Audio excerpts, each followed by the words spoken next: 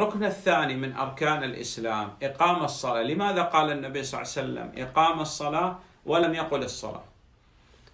اسلام کا دوسرا رکن نماز کو قائم کرنا ہے.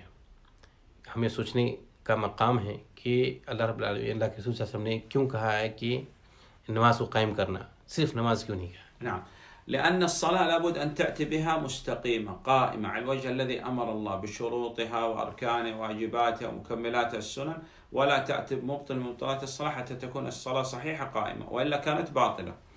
تو نماز کے لیے ضروری ہے کہ وہ اپنی سیدھی راہ پہ قائم ہو. اگر اس چیز پہ سیدھی راہ پہ قائم رہتی ہے تو نماز یہ قبول ہے، اگر اس سیدھی راہ سے بھٹک کے جاتی ہے تو وہ قابل قبول نہیں ہے. لہذا ضروری ہے کہ نماز کو ادا کیا جائے ان کے شروط اور ارکان اور واجبات اور سنن کے ساتھ، اور جو ان کو باطل کرنے والی چیزیں ہیں اس سے پرہیز کیے جائیں. الصلاة تنقسم إلى قسمين، فريضة ونافلة. نماز کی دو قسمیں ہیں، فرض نمازیں اور نفل نمازیں.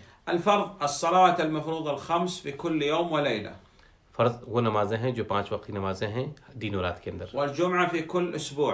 جمعہ جو ہر ہفتے کو آتا ہے. كل رجل بالغ عاقل لابد أن يصلي مع الجماعة في المساجد. عاقل بالغ اور عاقل کے لیے ضروری ہے کہ وہ مسلم بالغ عاقل، مسلم بالغ اور عاقل کے لیے نعم. ضروری ہے کہ وہ مسجد میں نماز ادا کرے. ولا يتخلف عن صلاة الجماعة إلا منافق ظاهر النفاق، نسأل الله العافية والسلامة والله أعلم. اور جماعت سے متخلف صرف اور صرف منافقین ہی لوگ ہوتے ہیں، لہٰذا جماعت سے متخلف اور پیچھے نہیں ہونا چاہیے.